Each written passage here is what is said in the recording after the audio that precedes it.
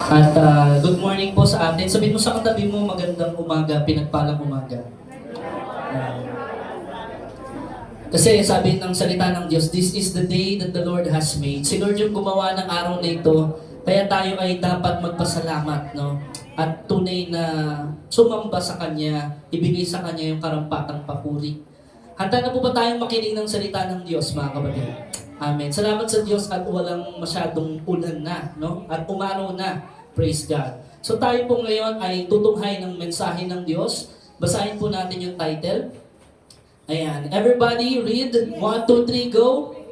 Victory assured. Sabihin mo yung sa katabi mo. Victory assured. Ayan. Sino dito naniniwala may plano si Lord sa kanya na magtatagumpay siya? Amen. Meron pong tinatawag na assurance na binigay sa atin si Lord, yung kanyang salita. No? At kung tayo po'y sumasampalataya doon, ito po'y mapangyayari sa ating buhay. Amen. Ngunit bago yung tagumpay, mga kapatid, meron munang mga sinasabi sa salita ng Diyos according to His plan na tayo'y daraan ng mga pagsubok. Amen. Dito po tayo sa ating teksto sa 2 Chronicles chapter 20. And this is one of the famous passage in the Bible, mga kapatid, kung saan ito yung panahon ni Haring Jehoshaphat. No? Sabi dito sa verse 1, dumating ang panahon na nilusob ng mga Moabita, Amonita, at ilang Meunita si Jehoshaphat. Nabalitaan niya na isang malaking pangkat mula Edom ang sumasalakay sa ibayo, sa Lawa at nasa Hazazon Tamar, na tinatawag ding En-Gedi. Nabahala si Jehoshaphat at humingi siya ng patnubay kay Yahweh. Inutos niya na mag-ayuno ang lahat ng mamamayan ng Huda. Everybody say prayer and fasting. Ayan. Nagtipon-tipon ang buong Huda upang humingi ng tulong kay Yahweh. Dumating sila buhat sa iba't ibang lungsod. Tumayo si Jehoshaphat sa harap ng mga taga-Huda at Jerusalem na nagtitipon sa bagong bulwagan ng templo. Nanalangin siya. Ang sabi ni Jehoshaphat, O Yahweh, Diyos na aming ng mga ninuno at ng buong kalangitan, kayo po ang namamahala sa lahat ng bansa at ikaw ang may lubos na kapangyarihan, kaya walang maaaring lumaban sa iyo. O Diyos namin, ikaw ang nagpalayas sa mga taga rito upang ibigay ang lupaing ito sa bayan mong Israel magpakailanman. Ginawa ninyo iyon ayon sa inyong pangako kay Abraham na inyong kaibigan. Dito nga sila tumira at tinayo nila ang templong ito upang dito kayo sambahin. Sabi nila, kung may masamang mangyari sa amin tulad ng digmaan, baha, salot o taggutom, haharap kami sa templong ito upang humingi ng tulong. Everybody say, the Lord is my helper. Upang humingi ng tulong sa inyo sapagkat dito kayo sinasamba. Tatawag kami sa inyo, papakinggan ninyo kami at ililigtas sa panahon ng aming kagipitan. Ngayon, sinasalakay kami ng mga kawal mula sa Ammon, Moab at sa kaburulan ng Edom, mga lugar na hindi ninyo pinahihintulot na pasukin ng mga Israelita nang umalis sila sa Ehipto, kaya sila'y hindi nawasak. Ngayon, ito po ang iginanti nila sa amin. Sinalakay nila kami at nais palayasin sa lupaing ito na ipinamana ninyo sa amin. Verse 12, ikaw po ang Diyos namin. Parusahan ninyo sila. Hindi namin kayang labanan ang ganito, karaming hukbo. Hindi po namin alam ang gagawin. Sa inyo lamang kami umaasa. Hanggang dyan lang po muna, no? So, mga kapatid, ito pong senaryo na ito ay nagkaroon ng digmaan o magkakaroon ng threat pa lang ng digmaan sa lipi ni Jehoshaphat sa kanyang lahi. Pero papaano silang mananalo? Napakarami pong kalaban. Ilan po yung kalaban nila? Tatlo, no? Moabita, di ba? Doon pa yung Amonita, meron pa yung galing doon sa kaburulan ng Edom. So, kabi-kabila po yung kanilang mga problema. Sino po nakaka-relate dito?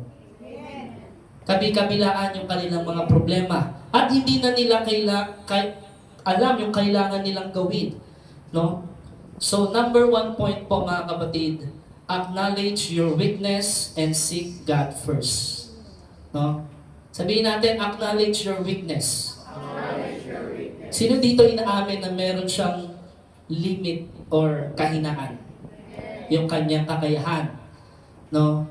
At pag in-acknowledge mo na ikaw ay mahina at kailangan mo ng tulong ng Diyos, hanapin mo siya. Paano po? Sa pamamagitan ng panalangin. Amen. So nung narinig ni Jehoshaphat ang masamang balita, natakot siya. No? Normal ang matakot. Tama po ba? Pero ang mahalaga ay kung paano ka mag-respond doon sa takot. Lahat po tayo mayroong pangamba, pag-aalala o takot. Pero ang tanong, ano yung ginagawa natin sa takot na yun? Ano yung ginagawa natin upang harapin yung mga bagay na hindi natin kaya? No? Ang sabi doon sa verse 2, no, kung babalik tayo doon sa, verse 3, nabahala si Jehoshaphat. Sa ibang translation po is, nataranta siya o nagpanic siya. Sino po nakaka-relate? Dumating yung Meralco, 12,000. Yung bill. Sino po yung nagpanic? Amen.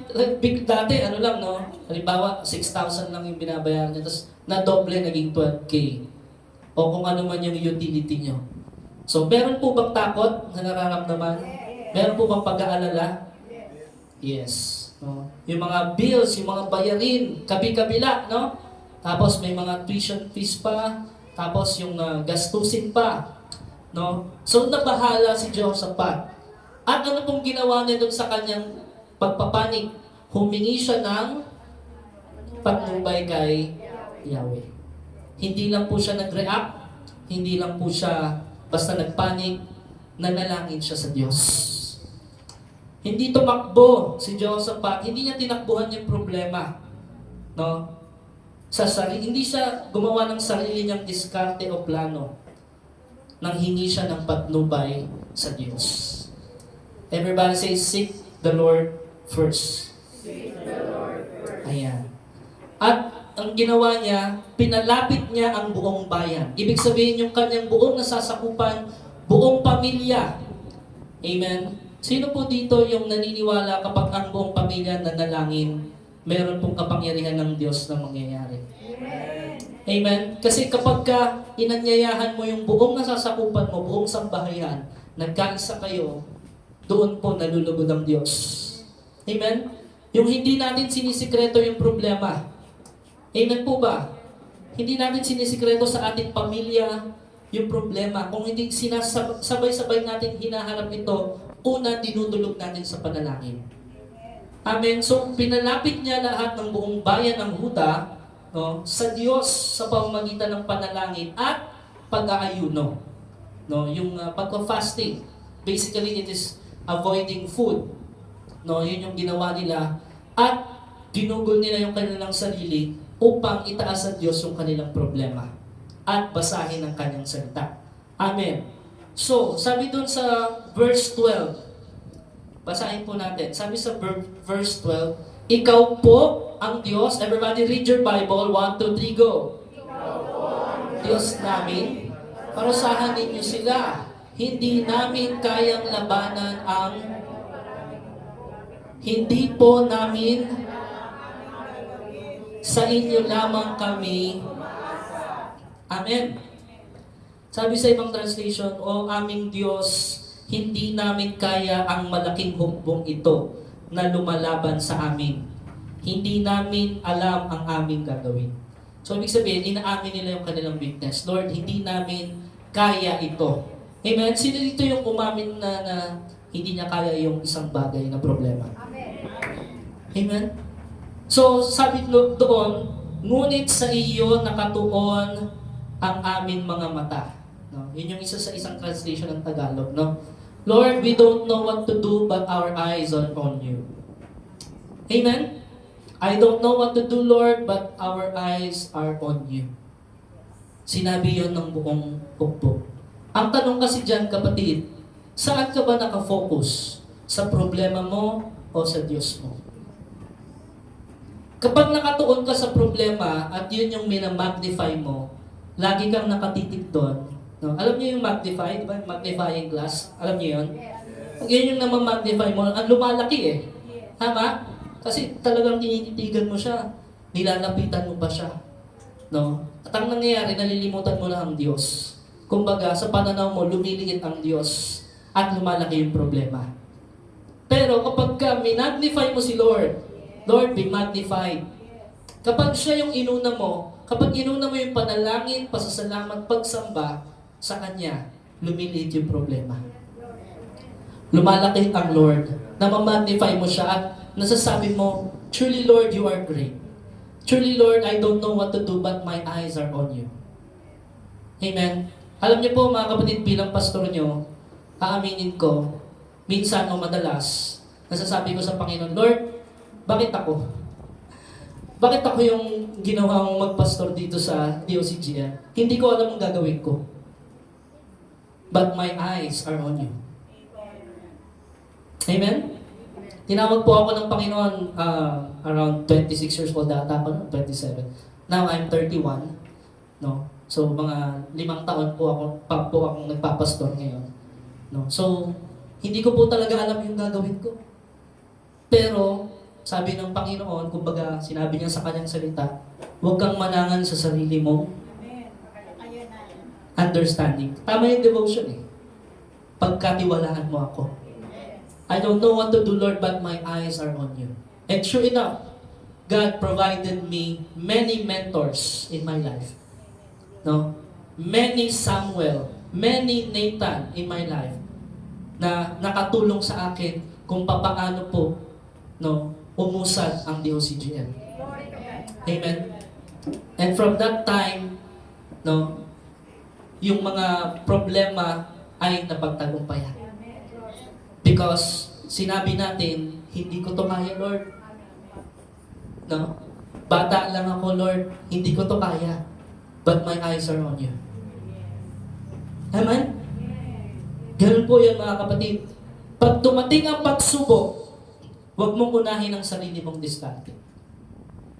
Huwag mong unahin yung option na unang naiisip mo. Amen? Admit to God that you are helpless without Him. Lord, apart from you, I can do nothing. Amen? Sino dito inamin sa Panginoon yun? Lord, kung wala ka sa buhay ko, hindi ko ito kaya. Hindi ito kaya ng pamilya namin. Lord, yung financial crisis, Lord, yung sakit karamdaman, Lord, yung problema sa relationship ng magpapamilya, anak sa magulang, magulang sa anak, yung away-away ng magkakapatid. Lord, without you, we can do nothing. Amen? Lord, our eyes are on you. Sabihin mo sa katabi mo, fix your eyes on Jesus. No? Because He is the finisher and perfecter of your faith. No? At katulad ni Apostle Peter, sino dito naalala yung lumakad si Apostle Peter sa ibabaw ng tubig? Amen? Nakalakad naman siya, no? Dahil nakafocus siya kay Jesus. Sabi kasi ni Jesus, come out from the boat, no? Come out from your comfort zone. Yun kasi yung boat niya eh, the boat of His life. And narinig niya yung salita ni Lord, and then sumunod siya, humakbang siya, nakahakbang siya, nakalakad siya sa ibabaw ng problema, nakalakad siya sa ibabaw ng agos, tubig. No? Ngunit nung lumakas na yung mga hangin at may bagyo ng paparating, nawala na sa pananaw niya si Jesus kasi lumingon siya. At na-magnify niya yung laki ng alon, yung laki ng agos, at nag-umpisa na siyang lumubog. Naunawaan po ba natin mga kapatid? So sabi po doon, I would like to emphasize yung sinabi ni Jehoshaphat, hindi namin alam ang aming gagawin, sabi dun sa verse 12, ngunit nasa iyo nakatuon ang aming mga mata. Pangalawang point po mga kapatid, sabihin mo sa katabi mo, let God be God of your life. Let God be God of your life. We are not God. Amen? Hindi tayo ang Diyos. No? Hindi tayo ang may-ari. Hindi tayo ang may hawak ng buhay. So you must stand firm and let God fight your battle. Let God fight for you. Sabihin mo sa katabi mo, let God fight for you. Kasi, aminin mo man o hindi kapatid, may mga problema ka na mag-isa mong nilalabanan. Amen? Mag-isa mong nire-resolve. Pero, ang nais ng Panginoon, pagkatiwala mo muna sa Kanya yun. And watch His hands work in your life. So habang nananalangin ang buong sambahayan or buong bayan ng Huda, sumagot ang Diyos. Sabihin mo sa katabi mo, answered prayer. Sumasagot po si Lord sa ating mga panalangin. Jehoshaphat seeks the Lord. Sumagot ang Diyos sa pamamagitan ng propeta. Alam nyo, may ginagamit po ang Panginoon, no, na confirmation, mga tao sa paligid natin upang maipahayag yung mensahe galing sa Panginoon, yung kanyang kasagutan. Gumamit siya ng propeta sa verse 13. Basahin natin hanggang 19. Samantala, lahat ng kalalakihan ng Huda, kasama ang kanilang mga asawa at anak, ay dumulog kay Yahweh. Kasama po ba lahat ng pamilya? Yes, sa verse 14. Ang espiritu ni Yahweh ay lumukob kay Jahaziel na anak ni Zacarias. Apo siya ni Banayas na anak ni Jael, na apo naman ni Matanayas, isa sa mga Levitang anak ni Asaph. Sa 15, sinabi niya, makinig kayo, Haring Jehoshaphat, at kayong mga taga-Huda at Jerusalem. Ganito ang sinasabi sa inyo ni Yahweh. Huwag kayong matakot. Yun yung unang sinabi. Sabi mo sa katabi mo, huwag kang matakot. Ano man yung takot mo na yan, sinasabi sa inyo ni Lord ngayon, huwag kang matakot. Yun ang una. Ang sinasabi, ni masiraan ng loob dahil sa maraming kaaway o maraming problema. Ang Diyos ang makikipaglaban at hindi kayo. Sabihin mo sa katabi mo, ang Diyos ang makikipaglaban at hindi ikaw. Sa verse 16, harapin ninyo sila bukas sapagkat aahon sila sa Ziz. Makakasagupa ninyo sila sa may dulo ng libis ng silangan ng ilang ng Jeruel. Hindi na kayo kailangang lumaban. Amen? Hallelujah. Manatili na lamang kayo sa inyong kinatatayuan at maghintay. Makikita ninyo ang pagtatagumpay ni Yahweh para sa inyo, kaya hindi kayo dapat matakot ni masiraan ng loob. Harapin ninyo sila bukas, sapagkat si Yahweh ang kasama ninyo. 18. Si Jehoshaphat at ang buong Huda at ang mga mamamayan ng Jerusalem ay nagpatira pa at sumamba kay Yahweh. Nag-praise and worship sila. Nanalangin sila. Tumayo naman ang mga Levita sa angkan ni Kohat at Korah at sa napakalakas na tinig. Ano daw? Napakalakas na tinig. Shout of victory. Ay nagpuri sila kay Yahweh, ang Diyos ng Israel. Hanggang dyan lang po muna, no? So, pinaalalahanan ng Diyos. Sabi doon sa verse 17, hindi niyo kailangan lumaban. God's answer through Prophet Jahaziel. Meron pong ginagamit ang Panginoon ng tao, no, or a good stature leader, no, spiritual leader sa buhay po natin. Amen? Para ma-receive po natin yung answered prayer. Amen. Ma-receive po natin yung mensahe na pinapagawa sa atin ng Panginoon. At dito po sa panahon ni Jehoshaphat, Propeta Jahaziel, yung ginamit. At sa verse 17, ang sabi doon, be still, na manahimik kayo at tignan ninyo kung paano kayo ililigtas ng Panginoon. Sabi doon, hindi na kayo kailangang lumaban. Diba? Yun lang ang dapat nyong gawin. Manalangin, prayer and fasting, worship Him, amen, papurihan ng Diyos, itaas ang dapat na pasasalamat, kaluwalhatian na para sa Diyos, manatili na lamang kayo sa inyong kinatatayuan at maghintay. Sabihin mo sa kanila, wait upon the Lord. Amen. Sino dito nakaka-relate na may mga ganoong instance sa buhay natin na sinasabi ng Panginoon, be still and wait. Amen. Habang nananalangin ka, maghihintay ka. Kasama po kasi sa waiting season, hindi naman ibig sabihin wala kang gagawin sa waiting season. Meron, ano yun? Prayer. No? Worship. Praising the Lord. Amen. So, yun ang ginagawa nila. Sabi doon, makikita ninyo ang pagtatagumpay ni Yahweh para sa inyo. Si Lord ang kikilos sa ating mga panalangin. Amen. Amen. So, kaya, ang problema natin kasi minsan mga kapatid, sinusubukan natin ipaglaban ang mga bagay na Diyos lang ang pwedeng mag-resolve. Yung mga bagay na out of control sa buhay natin, pinipilit nating kontrolin. Yung mga bagay na sobrang bigat, pinipilit nating buhatin at sinisikreto pa natin. No? Kaya po sa mga merong dinaraan ng mga stress man yan or depression man yan, voice out, kapatid. Let your voice be heard. No? Yun po ang isa sa purpose ng church. We must have an open communication. Kung meron po tayong problema sa ating sarili, sa ating pinagdaraanan, sa ating pamilya, kung merong abuse, di ba? Kung meron kang suicidal thoughts, gusto mo nang magpakamatay, kapatid, let your voice be heard. And let it be known unto God. With thanksgiving. Let it be known unto God that you need Him.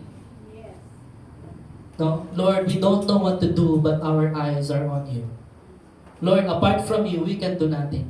Yun ang ano natin, kapatid. Huwag tayong, huwag natin kim-kimin sa sarili lang natin yung mga bagay na mabibigat. Amen? That's the purpose of church. That's the purpose of community of Christians. That's the purpose of family of God, to carry each other's burden, to pray for one another. Nasabi mo na ba sa kapatid mo, kapatid, kamusta ka? How can I pray for you? No? Ano ang prayer mo ngayon, kapatid? No? So, ganun po tayo magtulungan, ganun tayo magbuhatan. Amen? Ang mga Kristiyano nagtutulungan sa panalangin pa lang. Nagbubuhatan na. Nagkakaisa na. Amen? Ganun po yun. Hindi naghihilahan pababa. Hindi nagsisiraan. Amen? Kundi tinataas natin ang ating kabigatan sa Panginoong Diyos. Huwag nating sarilinin ang problema. No, huwag nating labanan mag-isa. Sabi mo sa katabi mo, kapatid, hindi ka nag-iisa. Amen. Matuto tayong magtiwala sa Diyos. Matuto tayong magtiwala sa pamilya ng Diyos. Matuto tayong magtiwala sa propeta ng Diyos. The outcome depends on His power, not in our strength. Ang kalalabasan ng resulta nung battle, nung labanan na iyon, ay ang Diyos, ang kapangyarihan niya ang magtatagumpay, hindi ang kalakasan natin. Amen po? Kaya napakahalaga nung let God fight your battle.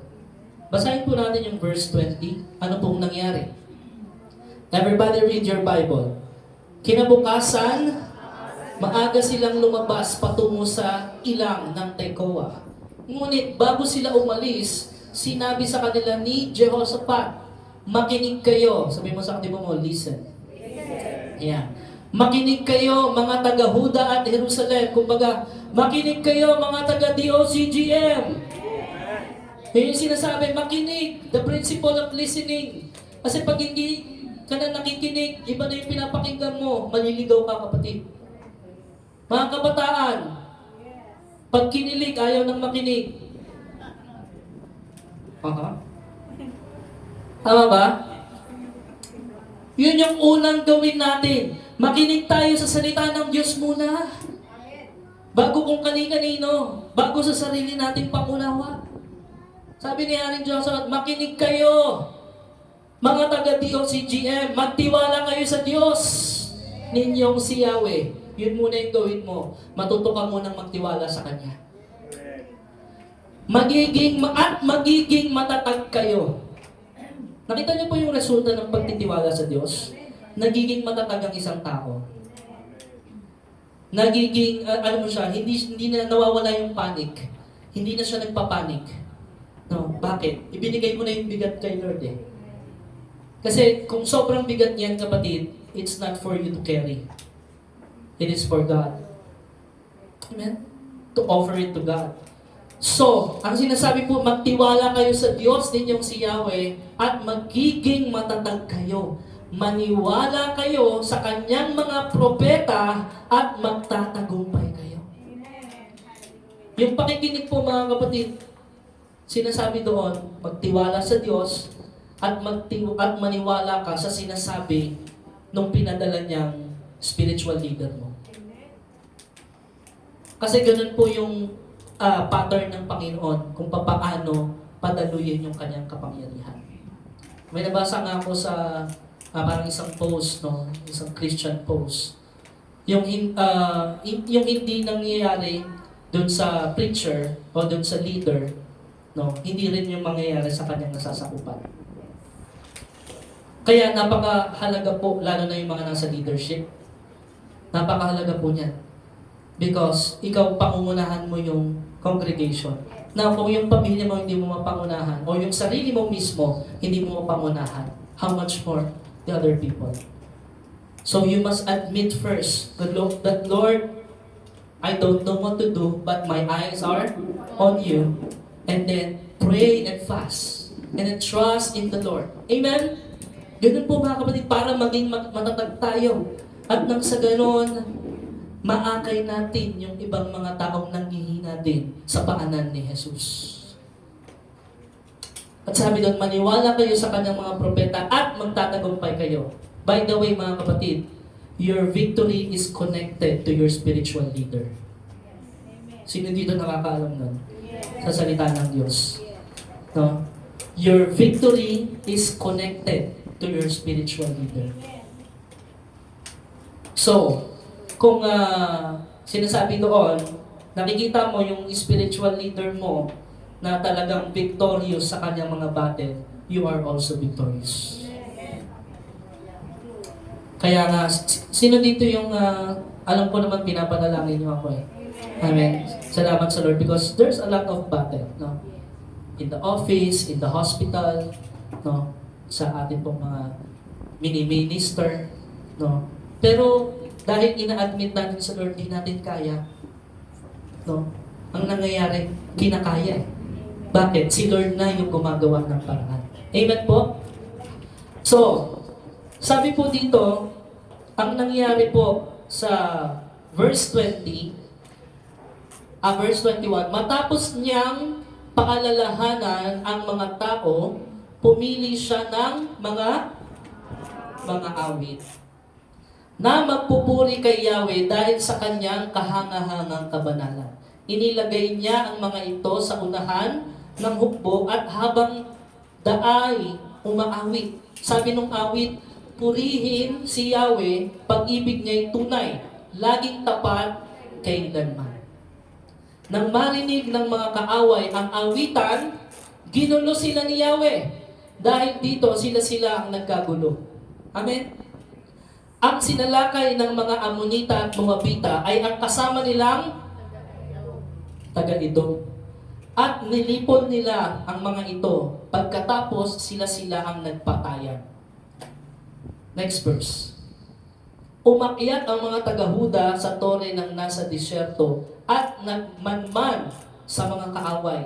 Wala silang nakitang nakatakas. Walang natira. Resolve yung problema. Lahat ay patay na nakahandusay sa lupa. Napakaraming nasamsam ni Jehoshaphat at ng kanyang mga kasama. Halos hindi nila madala ang nasamsam nilang kawan, mga kagamitan, damit at maraming mahalagang bagay. 3 araw nila itong hinakot, ngunit sobrang dami ay hindi nila nakuhang lahat. Praise God. 26, nang ika-4 na araw, nagtipon sila sa isang libis at nagpuri kay Yahweh. Kaya simula nooy tinawag na libis ng Beraka ang lugar na iyon.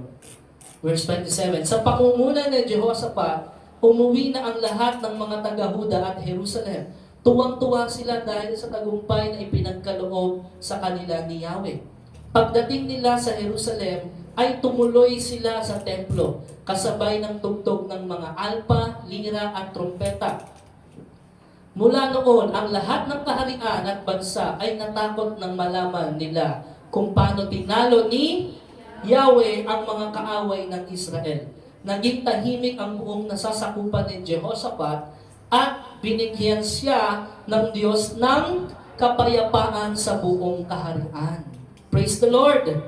Amen? So, hindi po nagbago yung ginawa ng bayang Israel. Bago yung papasok pa lang sa problema, nagpupuri na sa Diyos. Nung nandoon na sa problema, nagpupuri pa rin sa Diyos. Pagkatapos ng problema, nagtagumpay na, nagpupuri pa rin sa Diyos. Yan ang attitude ng isang Kristiyano. Nagsisimula pa lang yung laban, o bago pa man dumating yung laban, hindi nagbabago ang tunay na Kristiyano. Nagpupuri, nananalangin, nagtitiwala sa Diyos. At kahit nandoon na sa oras ng problema, nagpupuri, nagnanalangin, nagtitiwala pa rin sa Diyos. At kahit nagtagumpay na, hindi pa rin kinakalimutan ng Diyos, nagpupuri, nananalangin, naglilingkod sa Diyos. Nakita niyo yan mga kapatid? Kaya point number 3, put worship on the front lines. Ano yung point number 3? Worship on the front lines. Sabi ni Jehoshaphat, pumili siya ng mga team ng praise and worship at inilagay niya yon sa unahan. Amen po. Kaya yung ating mga worship team, no, malaki po ang responsibilidad natin. No, because bago pa man yung Sunday, may laban na. Kaya kung sa bahay, hindi ka nag-worship o nag-pray, hindi mo yun madadala ng Sunday. Amen? Yun po yun eh. Kahit po, hindi tayo part ng worship team, lahat tayo worshiper. Amen? Mabigat po ang responsibilidad ng isang worshiper. No? So dahil we must be in the front line. Ito ang pinaka-unusual. Isipin nyo yung strategy ng ibang mga kalaban, ang nasa harap, mga armas. Tama? Ang nasa harap, kung sa panahon natin, mga tangke, yung mga malalakas kaagad. Amen? Yung talagang powerful strategy. Pero kay Jehoshaphat, iniligay sa puso niya ni Lord, no?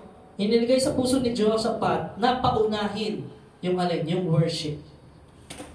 No? Yung pagpupuri sa Diyos. No? Sa halip na ang mga pinakamalakas na mandirigma ang ilagay sa unahan, ang mga tagapagpuri o yung choir or yung worshipers ang inuna niya. No? At yun talaga ang pinagawa sa kanya ng Diyos. Ano yung nangyari nung sinunod niya yung ginawa ng Diyos? Wala silang ginawa kundi magpuri. At kinulo ng Diyos yung isipan ng mga kaaway at sila-sila yung nagpataya. Sabi ng Panginoon dun sa Matthew chapter 6, di ba? Do not worry about tomorrow, for tomorrow will worry about itself. Amen po mga kapatid. Unahin mo yung pagtitiwala, panalangin na may pagpapasalamat, papuri sa Diyos. Amen. Sino dito yung kulang yung araw niya na hindi siya nakapagpuri sa Lord? Amen. So, ano yung inawit nila? Magpasalamat kayo sa Panginoon, sabi sa ibang translation, sapagkat ang kanyang pag-ibig ay walang hanggan. Amen? Ang inaawit po nila ay yung kadakilaan ng Diyos. Amen? Hindi sila nag-aawitan na, Lord, patayin mo sila, ganunin mo sila. Hindi ganun yung awit nila. Ang awitan po nila, mga kapatid, ang pag-ibig mo, Yahweh, ay magpasawalang hanggan. Pinapasalamatan ka namin. Kaya, bago yung problema, pasalamatan mo na si Lord. Amen. Sabi mo yung sa katabi mo, bago yung problema, pasalamatan mo na si Lord. Bakit? It is a gesture that you already won the battle. Kapag nagpasalamat ka lang sa Panginoon, mga kapatid, ibig sabihin, pinagkatiwala mo na yun sa Lord. At si Lord, makikita mo, siya yung kikilos sa problema mo. Amen? Sabi doon, sapagkat ang kanyang pag-ibig ay walang hanggan. Yun lang inaawit nila, no? Diba? Purihin at si Yahweh, sapagkat siya'y dakila. Amen? Purihin si Yahweh. Ganun eh. Kumbaga, puro papuri, puro pasasalamat, puro pagluwalhati, yun ang kanilang awitan. Amen po? Hindi katulad ng awitan sa sanlibutan. Amen? Kung ano-anong mga bagay. Kasi alam niyo, there's power in music. Sino dito naniniwala? Lalo na mga kabataan, if your music is about drugs, sex, riot, if your music is about rebellion, change your music. Change it on praising the Lord. Amen po? Kasi meron po yung impluensya sa buhay natin. Yung lahat ng pinapakinggan mo, lahat ng sinusundan mo, pinapanood mo, meron yan impact sa iyo. Kaya nga, your eyes must be fixed on Jesus. At ang lalabas sa iyo ay puro papuri sa Kanya. Amen po, mga kapatid? So, ganun po yan, mga kapatid. Let us change our habits na kapag ka may problema, nagsisisihan kayong mag-asawa, nagsisisihan kayong magpamilya, diba, nagtuturuan kayo.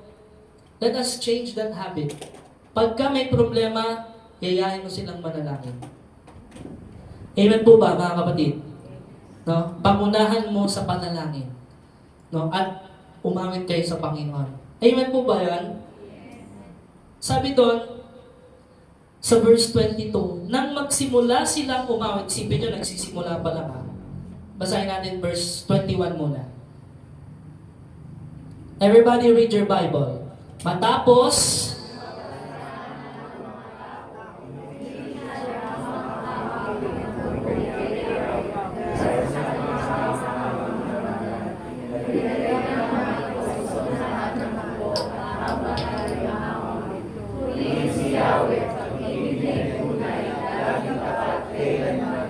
Amen. So verse 22.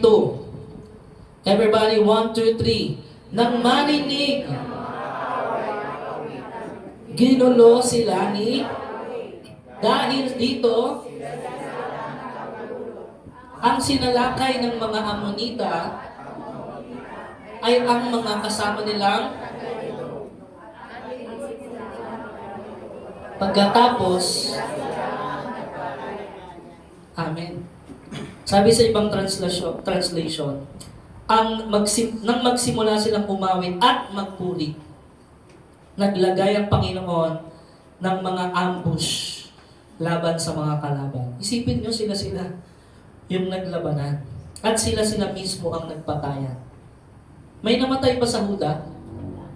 Sa lipi ng Huda? Wala. Zero casualty. Kumbaga sa financial crisis, hindi ka nagastusan. Amen? Hindi ka nagastusan ni singkong duling. Bakit? Si Lord na yung sumagot ng utang. Sino dito yung tuwang-tuwa nung nabayaran yung buong utang? Hallelujah! Naalala ko nung natubos ko yung ATM ko eh. 76,000, no? Yung pagkakautang. And then, nung pagka-graduate nila si Lynn at nila Camille, pinlano namin tubusin yon. At nung natubos na, tuwang-tuwa ako. After 3 years, makakasweldo na si Brother D. Palapahan natin ang tuloy ng Diyos. After 3 years na nasa sanglaan siya at hindi kami nagkikita. Ayun. Parang naalala ko pa nga, hinalikan ko yun eh. No, kasi graduate na yung aking mga kapatid. At alam niyo po ba, bago pa silang graduate, may nakaabang ng trabaho para sa kanila. Amen? Bakit? Because for the past 15 years, tinuro sa amin ng Panginoon, huwag kayong magbabago. Bago yung problema, magpuri kayo. Andyan yung problema, magpuri pa rin kayo. Huwag niyong itikom yung bibig niyo sa pagpupuri. Nakamtan niyo na yung tagumpay, magpuri kayo lalo sa Panginoon. Amen! Hallelujah! And dun sa mga ALS, sino nag-ALS dito? Yan. Yan. Kami nag-ALS din kami. No? Because of family crisis, financial crisis. Pero hindi hadlang yun. Bakit? Si Yahweh ang lumaban para sa amin. Amen! At ngayon, meron na akong sariling bahay. Yung kapatid ko, meron na rin sariling bahay. Yung kapatid ko, si Camille naman, nakakuha nung tawag doon, condotel ba yun? Diyan sa may munisipyo. Sino po ang may bigay nun? Sabi nung binasa natin, ipinagkaloob ni Yahweh. Bakit? Kasi natuto ka munang magtiwala. Natuto ka munang sumuko sa Kanya. At makikita mo ang kamay niya kikilos sa buhay mo. Amen? You will receive answered prayers. No? Na hanggang ngayon, hindi kami makapaniwala na pwede pala yun. Na pwede pala kaming magkaroon ng sariling amin. Na hindi pala habang buhay kami magre-rent. Pwede pala yon sa Panginoon. Amen? Nothing is impossible pala sa Panginoon. Amen? So, ganun po ang nangyari eh. Zero casualty ang Huda. Sa katunayan, 3 araw nilang sinimot. Actually, hindi lang 3. Umabot pa sa 4. Sobra-sobra po yung kayamanan. Kasi 3 hukbo yan eh. 3 batalyon ng iba't ibang lipi ang sumugod sa kanila at isipin nyo, walang humpay, 4 na araw nilang sinasako yun. Hindi maubos-ubos. Sabihin mo sa katabi mo, hindi mauubos ang biyaya ng Diyos. Amen? And those who receive, mga kapatid, shall live by faith. Sa Diyos ang papuri. Amen? At ito, ano pong ang purpose nito? For the kingdom of God. This is not for yourself. Kaya yung mga nare-receive po nating pagpapala sa Panginoon, yung mga gifts, yung mga kalakasan, di ba?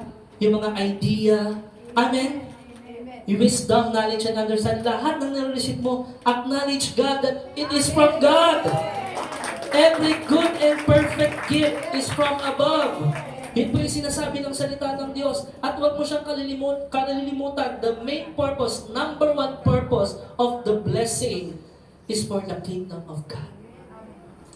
Yun ang pinaka number 1 purpose. Ngayon, pag hindi mo yan ginamit sa kingdom of God, mauubos yan.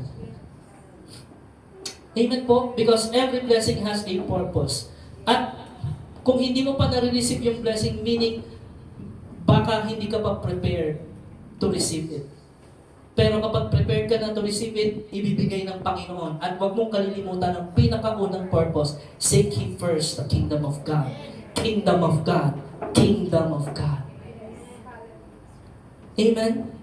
Para sa kaharian ng Diyos. Now, in our time, mga kapatid, paano ba natin maiaabot sa tao yung kingdom of God? Amen? By our life. No? Sa pamagitan ng ating buhay, kalakasan, yung oras natin, saan ba natin ginagamit? No? Sa pamagitan ng ating panalangin at ng pagbabahagi ng salita ng Diyos. Amen po.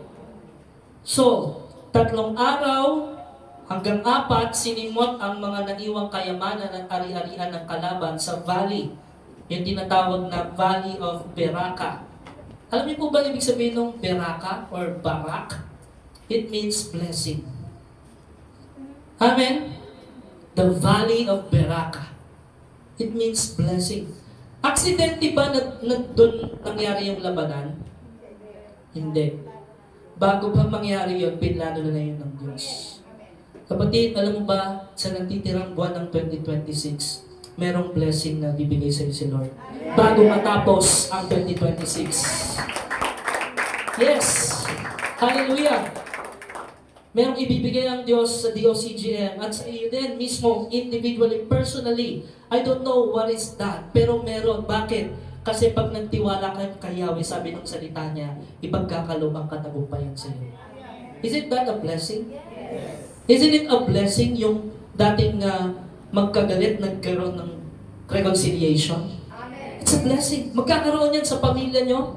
Kung merong relationship problem, God will intervene. Amen? Basta huwag kang tumigil manalangin. Huwag kang tumigil doon sa kung saan ka dinisenyo ng Panginoon. Worship Him. Be a true worshiper. Worship Him in spirit and in truth. Trust in the Lord with all your heart. Doon lang. Huwag kang mag-focus sa mga ibang bagay. And continue to admit that you need the Lord every day. People need the Lord every day. Amen? At doon, matutunghayan mo yung valley of blessing na tinatawag. Don't wait for the battle to be over before you praise the Lord. Huwag mong hintayin na ma-resolve yung problema bago ka magpuri sa Panginoon. May mga ganun kasi, no? May mga ganun kasi mga tao eh. Tsaka na ako magpupuri sa Lord pagka na-resolve na yung problema. No. Magpuri ka na ngayon sa Panginoon dahil claim mo na by faith, tapos na yung problema mo. Amen? Na-receive mo na yung healing, na-receive mo na yung provision, na-receive mo na yung reconciliation, kaya magpuri ka, kapatid. No? Ang faith po kasi, it is the things hoped for, di ba? Things not yet seen. It is the evidence of things hoped for and evidence of things not yet seen. Hindi mo pa man nakikita ng iyong mga mata, naniniwala ka na magtatagumpay ka. Naniniwala ka na magtatagumpay ang pamilya. No? Hindi pa man dumarating yung healing, naniniwala ka may kagalingan ka na. Amen. Hindi pa man dumarating yung strength, naniniwala ka na Jesus is your strength. Yun yung faith, mga kapatid. Kasi kung nandyan na yan, hindi ka naman nanampalataya. Amen? Kaya mauna muna yung pananampalataya bago yung tagumpay. Don't wait for the battle to be over before you praise the Lord. Worship Him in advance. Sabihin mo sa katabi mo, worship Him in advance. In advance yun, mga kapatid. Bago pa man yung problema, nakapag-worship ka na sa Lord.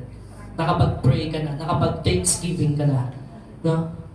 Yun po ang nais ng Lord. Worship, ano po ang nagagawa ng worship sa buhay ng tao? Worship releases God's power. Amen. Amen. Alam niyo kung bakit, mga kapatid? As you open your mouth, the Holy Spirit is filling your heart. Kasi po, mapupuspos ka lang ng banal na Espiritu kapag nagpupuri ka sa Diyos na buhay. Palakpakan natin ang Panginoong Diyos.